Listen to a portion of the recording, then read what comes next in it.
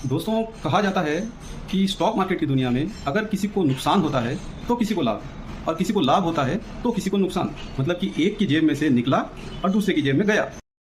हाँ, stock market में ये 100% सत्य है कि ऐसा होना निश्चित बात है।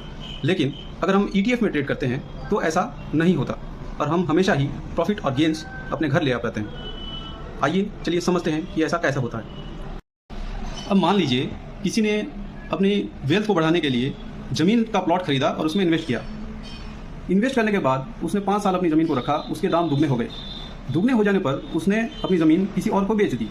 तो अब आप बताइए कि अपनी ज़मीन बेचने के बाद उसे नुकसान हुआ या खरीदने वाले को नुकसान हुआ, या उसे लाभ हुआ, या वो खरीदने वाला भविष्य में उस ज़मीन को बेचकर लाभ कमाएगा।